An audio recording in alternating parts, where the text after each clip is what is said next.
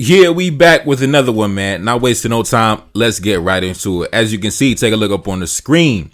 A Nigerian delegation met with the military government in Niger. A delegation of religious leaders from Nigeria, led by the head of an Islamic movement, met over the weekend with members of the military government in Niger in a bid to engage in dialogue. Sheikh Abdullahi Balalau, a prominent Islamic scholar and the leader of an Izala Salafist movement in Nigeria, met Saturday with coup leader General Chiani, as well as Prime Minister Ali Lamin Zain in the capital of Niamey. Zain said that after the meeting with the delegation, Chiani had expressed a readiness for dialogue with ECOWAS. We have agreed and the leader of our country has given the green light for dialogue, he said. Now, as you can see, take a look up on the screen. Unlike the meeting that happened with ECOWAS, unlike the conference that happened with ECOWAS, where it was a bunch of Western diplomats, a bunch of representatives from the State Department, a bunch of representatives from the French government in the building, I don't see no white men in the building. I don't see no white men part of this delegation. You know, you may disagree with me, but in my opinion, when black men are discussing our internal politics, our geopolitical affairs, I don't think white men have any authorization or any business being in the room or being privy to those conversations. In my opinion, that's none of your business. Get the hell out the room. Now let's continue. Now, a few videos back, I had reacted to a headline that was put out by the Western media that had said this: the military government in Niger had warned that they would assassinate President Bazoum if any military intervention took place. In my opinion, I had said that I don't think that headline was true. I remember I had said that's a load of BS. I'm not buying it. But I have to eat my words, man. I have to walk that back. I have to backtrack. I think President Bazoum, I think his days are numbered, to be honest with you. I think his days are numbered. And the reason why I say that, take a look up on the screen. The military government in Niger has said that they will prosecute the overthrown President Mohamed Bazoum for high treason over his exchanges with foreign heads of state and international organization. The military government plans to use text messages that were sent by the president as evidence in the high treason case. The soldiers in Niger has said that they will prosecute the overthrown President Mohamed Bazoum for high treason and undermining state security. In an announcement hours after the military government said they were open to dialogue with the West African nations to resolve the mounting regional crisis. If found guilty, Bazoum could face the death penalty according to the penal code in Niger.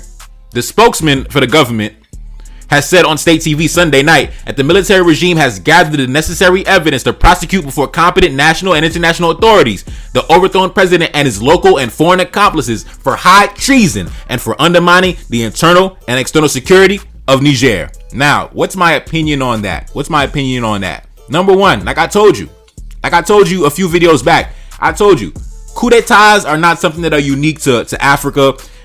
It's something that has happened throughout history, right? You could go back all the way to ancient Egypt and there was coup d'etats happening back in ancient Kemet, right? So coup d'etats is part of the political landscape, right? It's something that's why you have intelligence agencies. That's why you have systems in place to avoid these things. But I remember a few videos back, I had told you, when our forefathers had coup d'etats, did our forefathers call upon foreign armies, foreign mercenaries, foreign governments to come restore them back to power? No, I told you. What did our forefathers do when they suffered a coup d'etat? They rallied their supporters, they rallied their troops, and they went to battle against those who overthrew them. That's what African men have done historically. African men did not call upon the goddamn United Nations. They didn't call upon the United States. They didn't call upon the French government. No, you rally your supporters, you rally your troops, you rally those who are down with your regime, and you go to war. You go to war to topple the government that toppled you. That's what you do. When you call upon a foreign army, when you call upon a foreign government to restore you back to power, when you call upon a foreign government to deploy a military force into your country, knowing the catastrophic effects that could happen from that, just to put it in perspective, right? Imagine, hypothetically, right? I'm not wishing this on Joe Biden at all. I'm just saying this just to paint the picture. Imagine that the U.S. military had taken Joe Biden hostage, right? I'm not saying I desire this. I'm not saying that. I'm just giving you an example. And imagine Joe Biden had called upon the Russian military and the Chinese military to come invade the United States, to come bombard the United States, to come save his life. That would be qualified as treason. That would be qualified as high treason against the United States government, right? And what's the price of treason? The price of treason is death.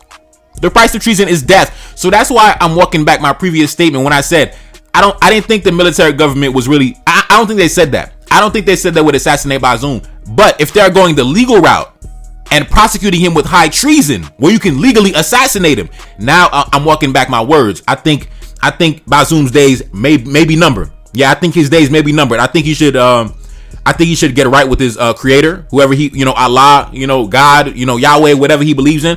I think he should get right with his creator, man. I think he should get right with his creator, because when you call upon a foreign army to invade your sovereign territory, that's treason. That's treason. I don't care, bro. That's treason. That's treason, bro. That's treason. And the price of treason is your life. Now let's continue. The announcement said high-ranking West African politicians and their international mentors have made false allegations and attempted to derail a peaceful solution to the crisis in order to justify a military intervention.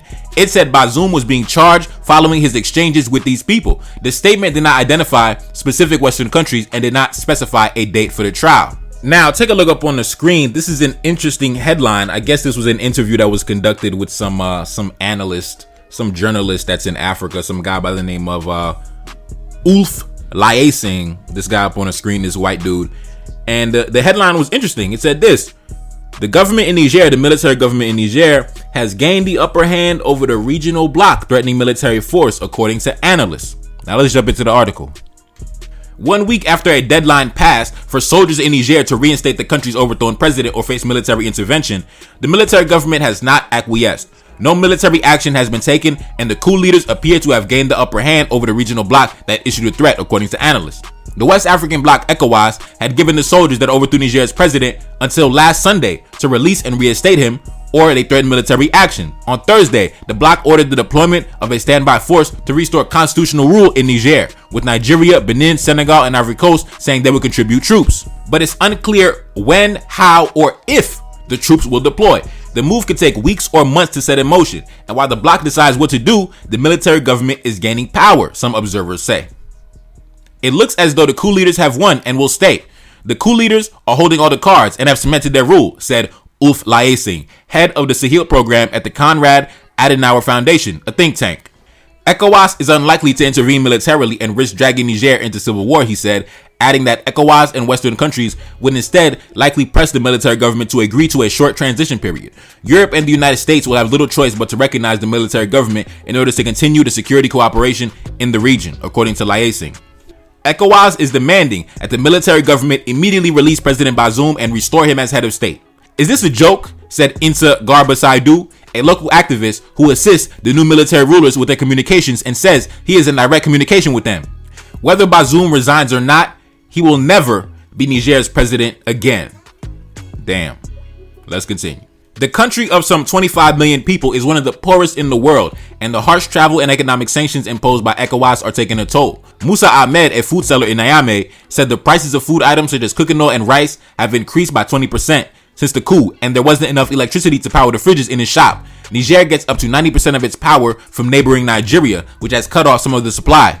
Now, I don't think people understand how impoverished Niger truly is, and really, former Francophone colonies in general. I don't think people understand the deplorable conditions that these people are being forced to live under. And that's why the anti-colonial sentiment, that's why the anti-Western sentiment, that's why the anti-French sentiment is so passionate in these countries.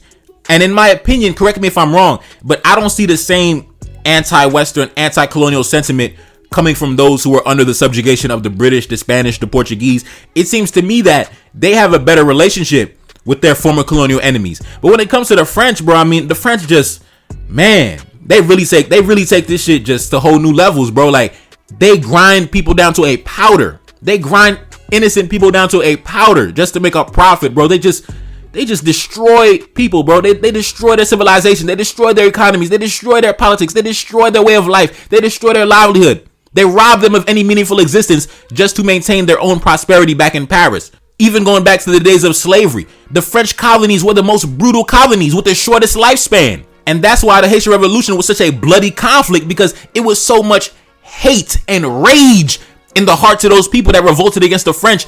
And that sentiment is still alive, man. When you exploit a people for decades and decades and generations and centuries, bro, the hatred that you will build in the hearts of those people against you, eventually, you cannot avoid this. This confrontation that is happening between former Francophone colonies and the French government, It's unavoidable. It's inevitable. Whether it happens today, whether it happens in 30 years, whether it happens in 100 years, this is gonna happen. Just like the Haitian Revolution happened, it was bound to happen, because you cannot exploit a people down to you cannot destroy people just for your own personal gain and profit and not think that one day there's going to be a violent direct confrontation. You cannot expect that. You cannot, bro.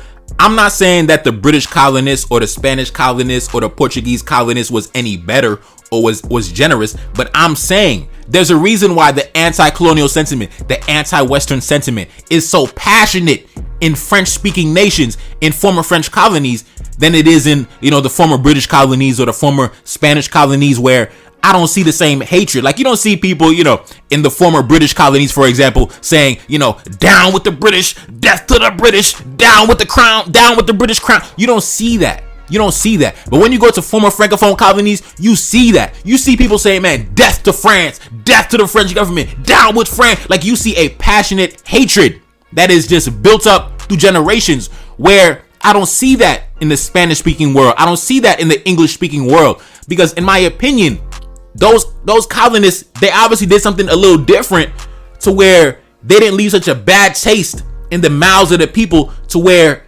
they're just hoping for your destruction. Like me, I want to see France reduced to a third world country. I want to see France reduced. I want to see France stripped of all its overseas territories, all of its overseas interests. I want to see it destroyed, me personally, because I still have generational hatred going all the way back to the goddamn 18th century against the French.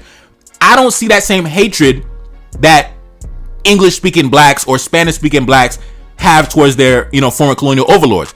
Because in my opinion, the British and the Spanish and the Portuguese, they didn't, grind those people down to a powder, even in the modern day, still directly interfering in their affairs down to the smallest level, bro. I mean, bruh, like, the French are just ridiculous. And to be honest, without their overseas territories, without their overseas possessions, without maintaining their overseas interests outside of France, France would be nothing. France would be nothing. France is propped up as a world power simply due to their alliances with powerful governments like the United States, and also their influence in their former colonies, which they still subjugate through indirect means. But without that, France is nothing. France is nothing. The only thing they have is tourism. That's it. That's it. Without the backing of the United States and without the influence that they wield in Francophone Africa, bro, France would be reduced to nothing. It would just be a tourist destination being propped up by tourist dollars when people want to go see the Eiffel Tower. That's it, bro. That's it. So me, even though I'm not the biggest fan of military takeovers, I'm always going to be in support of whoever is going against the French. I don't care who it is. I'm always going to be backing the person that is attacking the French government. I don't care who it is. I don't give a fuck who it is. Anti-France. I'm anti-French. Bro, I don't want to hear it. I'm siding with any Francophone country that is going against the French. I don't care who it is, bro. Because at the end of the day, this political confrontation is inevitable. Because the current system that is in place, it is not sustainable. It is not sustainable. I believe the population of France is somewhere between 60 to 70 million people. And I believe the combined populations of the Francophone West African countries is somewhere between 100 million, 120 million people. So over 100 million blacks have to live in just deplorable conditions, have to live a meaningless existence just so 60 million people in France can live good. It doesn't make any sense. This confrontation is inevitable. Whether it happens now or in 30 years, it's gonna happen. It's gonna happen, and it's gonna be brutal, and it's gonna be painful. But it's inevitable. It's inevitable because these things are not sustainable. Just to put things in perspective, I know due to the American media propaganda, a lot of people think that Haiti is the poorest country in the world, when actually it's not. It's actually several countries that are more impoverished than Haiti is. And many of those countries are Francophone West African countries. That, yes, Niger is actually more impoverished than Haiti, but you wouldn't know that due to the American propaganda. But that goes to show the level of economic and political brutality that the French government has waged against Niger, where you have multiple former French colonies that are actually more impoverished and more unstable than Haiti is. But you wouldn't know that because the American media propaganda machine loves to, beat down on Haiti and beat down on Haiti. But France has reduced multiple of their former French colonies to a more deplorable state than Haiti is, bruh. And Haiti itself is a former French colony. And France also destroyed that as well. So, bruh, you got to understand why the anti-colonial sentiment, the anti-Western sentiment, the anti-French sentiment is so passionate in these countries, man. It's so passionate in these countries because France has reduced these people down to a meaningless existence just for her own personal benefit. And this is not sustainable. And a violent political confrontation was bound to happen. It's gonna happen. You cannot avoid this. You cannot avoid this. I don't know what the British or the Spanish or the Portuguese did any differently to avoid this, but the French, man, they deserve everything coming to them, bro. They deserve this shit. Now let's continue. Take a look up on the screen. An activist tied to Niger's military government says the leaders will not hold talks until the region recognizes them. The only way to avoid conflict in Niger between the mutinous soldiers who overthrew the president and regional countries threatening an invasion to reinstate him is to recognize the new regime, a rights defender with ties to the military government told the Associated Press. In his first interview with Western media Friday, Insa Garba Saidu, a local activist who assists the new military rulers with their communications and says he is in direct contact with them, said there will be no dialogue with regional countries until they acknowledge the new head of state. Although Saidu is not an official member of the military government, he acts as a liaison between them and the media.